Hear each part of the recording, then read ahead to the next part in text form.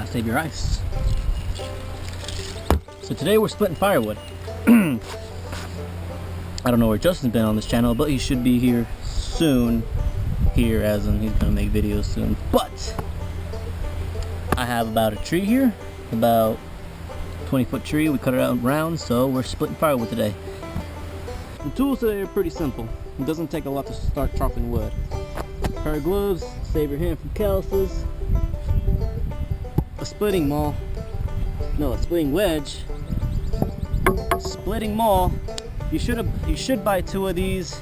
Or I have an old axe that I pound on. Not recommended, but this one really doesn't have a taper to it.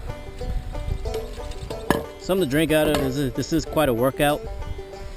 And a pair of boots, jeans, and a t-shirt you don't mind getting sweaty in. So let's get started.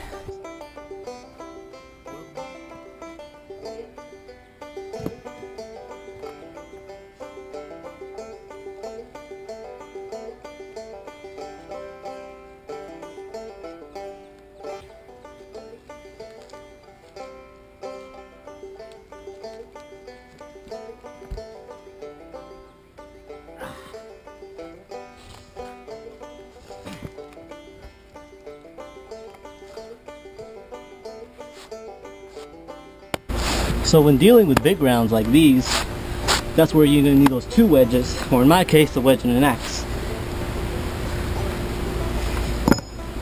First of all, you're going to want to study the tree. You want to talk to it, show me your ways. Nah, don't do that, people are going to call you crazy.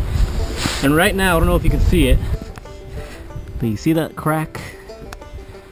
You want to follow that crack. So I'm going to have to pound somewhere around here, but my problem is, I already told you, that splitting is an art. We have this big knot.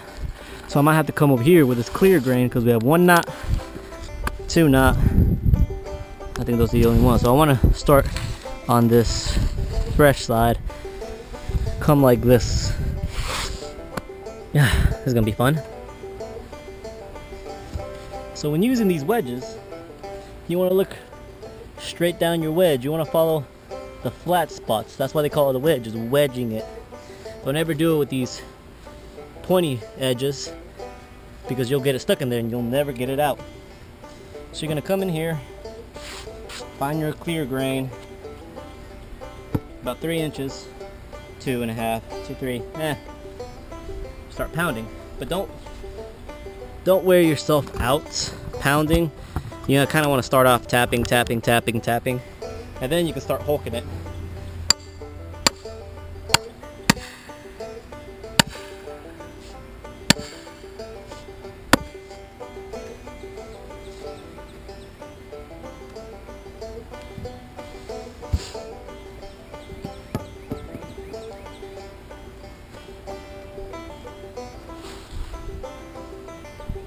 So once you start notice your bottoming, I can't speak English today.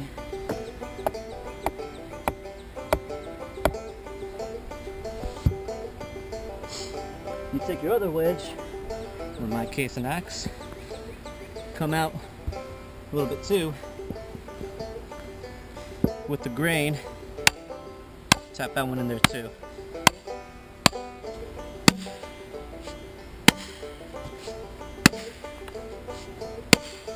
Start noticing it cracking like that, and it should start running the entire log.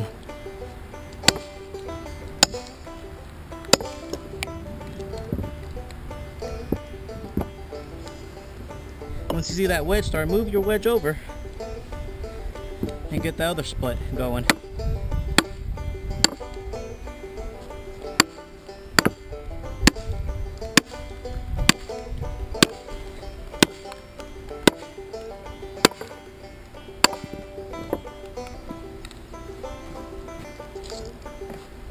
And eventually, the only thing holding this log together will be those little fibers that you can come in with your maul and split through.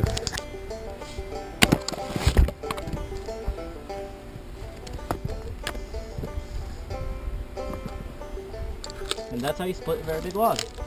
No power tools required, just 2 wedges splitting maul and enough strength to lift the splitting maul.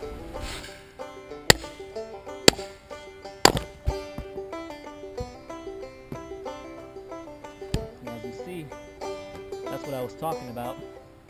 There's that knot. There's no way your axe can travel straight through that. So yeah, splitting wood can be an art, but that's why we learn.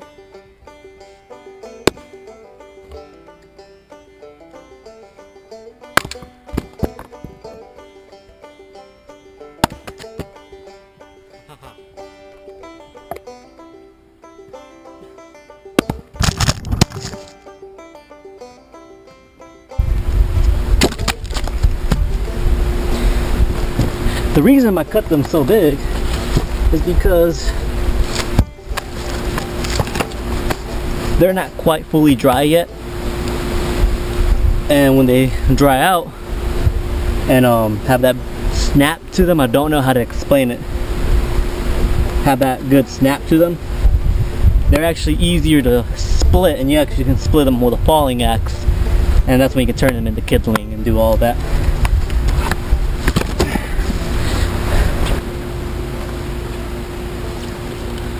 So if you do want to start heating,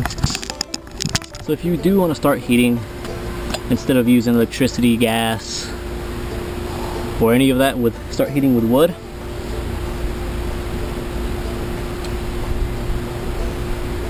I strongly advise you guys to do your own research. In some states they won't allow you to burn pine wood, which is a very soft wood, very sappy wood. I think this is a hard oak, I think. You gotta learn about drying times, you gotta learn about all these things, but that comes with the experience. But people say it is a different heat than electric heat or gas heat. We have both, so